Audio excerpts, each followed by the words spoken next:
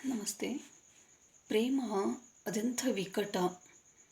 ಅದು ಸಿಕ್ಕರೆ ಬಲು ಸುಲಭವಾಗಿ ಸಿಕ್ಕರೆ ಸಂತೋಷ, ಸಿಕ್ಕೂ ಸಿಗದಂತೆ ಮಾಯವಾದರೆ ಸಂಕಟ, ನೋವು, ನಿರಾಸೆಯ ಬೆಂಕಿ ಒಳಗಡೆ ತಹತಹಿಸಿ ಬಾಳು ನರಳೋದು.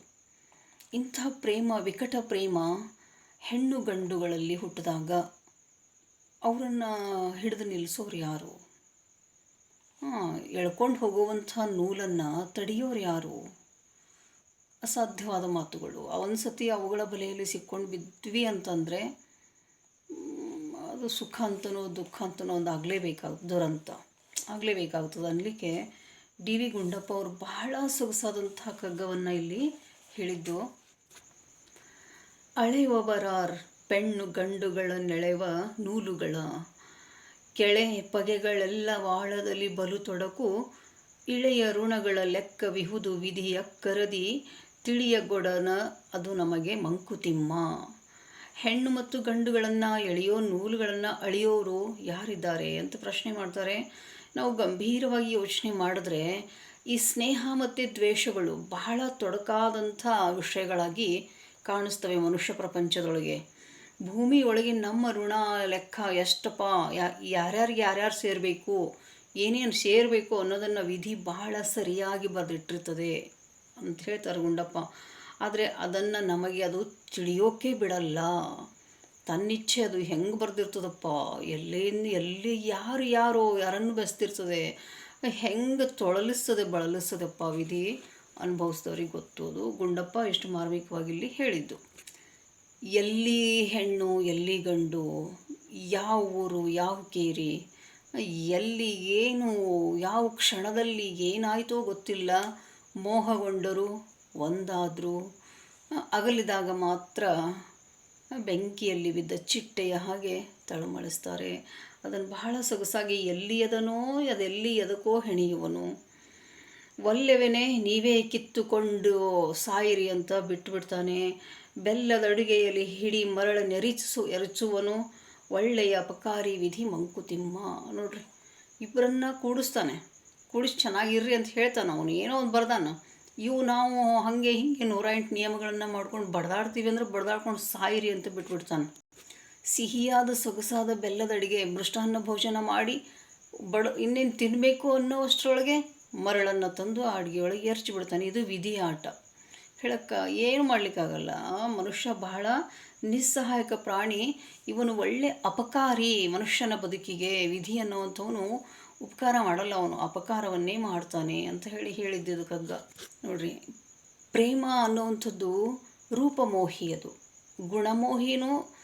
ನಂತರ ಗುಣಕ್ಕೆ ನಾವು ಆದ್ಯತೆ ಕೊಡ್ತೀವಿ. ಅಲ್ಲಿ ಅವಗುಣ ಲೆಕ್ಕಕ್ಕೆ ಬರಲ್ಲ. ಮೊದಲಿಗೆ ರೂಪಕ್ಕೆ ನೋಡಿ ಮರಳಾಗ್ತೀವಿ, ಮಾಯೆಯೊಳಗೆ ಬಿದ್ದುಬಿಡ್ತೀವಿ. ಅದು ಎಂಥ ರೂಪ! ಹೇಮ ಕುಂಭದಿ ಕೊಳಚೆ ರೊಚ್ಚುಗಳ ನೀರುಗಳು ತುಂಬಿ ರಾಮಣೀಯಕದೊಳಿಟ್ಟಾಗ ಗಂಧವನು ಪ್ರೇಮ ಪುಷ್ಪಕ್ಕೆ ಮೊನಚು ಗರಗಸವನಂಚನಿರಿಸಿ ಏನು ಮಾಡಿದನೋ ಬೊಮ್ಮ ಮಂಕುತಿಮ್ಮ. ಹೇಮಕುಂಭ ಅಂತಂದರೆ ಚಿನ್ನದ ಗಡಿಗೆ ಕೊಡ. ಆ ಚಿನ್ನದ ಗಡಿಗೆ ಒಳಗೆ ಹೊಲಸು ಮತ್ತು ಕೆಸರುಗಳನ್ನು ಕೂಡಿದಂಥ ನೀರನ್ನು ತುಂಬಿದಾಗ, ಹಾಗೆ ಶರೀರ ಅನ್ನುವಂಥದ್ದು ಒಂದು ಚಿನ್ನದ ಕೊಡ ಇದ್ದಂಗೆ ಇದು. ಅದರೊಳಗೆ ಏನು ತುಂಬೇನ? ಮಾಂಸ ಮಜ್ಜೆಗಳು, ಕೊಳತು ಹೆಣ, ನಾರು ಅಂತ ಹೆಂಗೆ ಹೊಲಸು ವಾಸನೆ ಬರ್ತದಲ್ಲ ಅಂಥ ಹೊಲಸನ್ನು ಒಳಗಿಟ್ಟು ಮೇಲೆ ಸುಂದರವಾದ ರೂಪ ಕೊಟ್ಬಿಟ್ಟಾನಲ್ಲ ಮನುಷ್ಯನಿಗೆ. ಆ ರೂಪಕ್ಕೆ ಮೋಹಗೊಂಡು ನಾವು ಪ್ರೇಮ ಅನ್ನುವಂಥ ಹೂವನ್ನು ಹುಟ್ಟಾಕೊಂಡ್ಬಿಡ್ತೀವಿ. ರೂಪಮೋಹಿಗಳು. ಆ ಹೂವಿಗೆ ಏನು ಮಾಡಿಬಿಡ್ತೀವಿ? ಚೂಪಾದ ಗರಗಸವನ್ನು ಅಂಚಾಗಿರಿಸ್ಕೊಂಡು ಏನು ಆ ಪ್ರೇಮವನ್ನಾದರೂ ಆಸ್ವಾದನೆ ಮಾಡಲಿಕ್ಕೆ ಕೊಡ್ತಾನೇನ್ರಿ ವಿಧಿ? ಇಲ್ಲ. ಅದನ್ನು ಸಹಿತ ಗರಗಸದಿಂದ, ಕತ್ತಿಯಿಂದ ಇರಿದು ಚುಚ್ಚಿ ಕೊಂದು ಹಾಕ್ಬಿಡ್ತಾನೆ. ಅದೆಂಥ ವಿಪರ್ಯಾಸ, ವಿಧಿ ವಿಪರೀತ. ಪ್ರೇಮ ಅನ್ನೋವಂಥದ್ದು ಹೆಂಗಿರಬೇಕು? ಕೈಕೇಯಿ ಮತ್ತು ಸತ್ಯಭಾಮೆಯ ಹಾಗೆ ಇರಬೇಕು. ಇಲ್ಲಿ ರಾಮಾಯಣದೊಳಗೆ ಬರ್ತಾಳೆ ಕೈಕೇಯಿ, ತನ್ನ ಮಗನಿಗೆ ಪಟ್ಟಾಭಿಷೇಕ ಆಗಬೇಕು. ಮಮತೆಯಲ್ಲಿ ತಾಯಿಯ ಪ್ರೇಮಕ್ಕೆ ಒಂದು ಉದಾಹರಣೆ ಕೈಕೇಯಿ, ಹೆಂಡತಿಯ ಪ್ರೇಮಕ್ಕೆ ಉದಾಹರಣೆ ಸತ್ಯಭಾಮೆ. ಪತಿಯ ಪ್ರೇಮ ತನಗಲ್ಲದೆ ಬೇರೆ ಯಾರಿಗೂ ಸಿಗಬಾರ್ದು ಅನ್ನುವಂಥ ಒಂದು ಉತ್ಕಟ ಅಪೇಕ್ಷೆ ಸತ್ಯಭಾಮೆಗಿತ್ತು. ಇಂತಹ ಪ್ರೇಮ ಬೇಕು ಮನುಷ್ಯನ ಬದುಕಿಗೆ. ಈ ರೀತಿ ಪ್ರೇಮ ಮಾಡೋರು ನಮಗೆ ಸಿಕ್ಕರೆ ಬಹುಶಃ ಬದುಕು ಬಹಳ ಸಂತೋಷವಾಗಿ ಕಳೆದು ಹೋಗ್ತೀವಿ.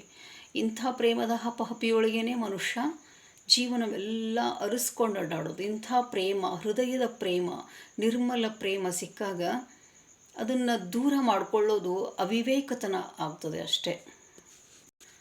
ಹಾಗೆಯೇ ನಿರ್ಮಲವಾದಂತಹ ಪ್ರೇಮ ಅತಿಯಾದಾಗ ಮತ್ಸರ ಭಾವ, ವಿಪರೀತವಾಗಿ ದ್ವೇಷ, ಹಾಗೆ ಎಲ್ಲವೂ ಉಂಟಾಗಿ ಕೊನೆಗೊಂದು ಸರ್ತಿ ದುರಂತ. ಯಾವುದೂ ವಿಪರೀತ ಆಗಬಾರ್ದು, ಅತಿ ಆಗಬಾರ್ದು, ಎಲ್ಲವೂ ಮಿಳಿತವಾಗಿರಬೇಕು, ಸಿಗಬೇಕು, ಒಂದಾಗಬೇಕು, ಮಿಲನಗೊಳ್ಳಬೇಕು, ಆತ್ಮಗಳ ಬೆಸುಗೆ ಆಗಬೇಕು, ದೇಹಗಳು ಒಂದಾಗಬೇಕು, ಎಲ್ಲವೂ ಒಂದಾಗಿ ಸಮರಸಗೊಂಡಾಗ ಮಾತ್ರ ಜೀವನ ಸಹ್ಯ. ಇಲ್ಲ ಅಂತಂದರೆ ಜೀವನ ಬದುಕೋದು ಬಹಳ ದುರ್ಭರ ಆಗ್ತದೆ. ಅದು ಅಲ್ಲಿ ಕೋಲಾಹಲವೇ ಉಂಟಾಗ್ತದೆ, ಯುದ್ಧವೇ ನಡೀತದೆ ಜೀವನದೊಳಗೆ.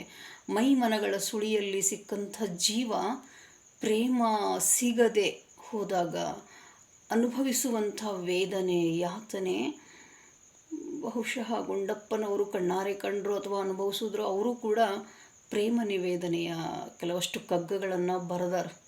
ಬಹಳ ಸೊಗಸಾಗಿದ್ದಾವೆ ಕಗ್ಗಗಳು.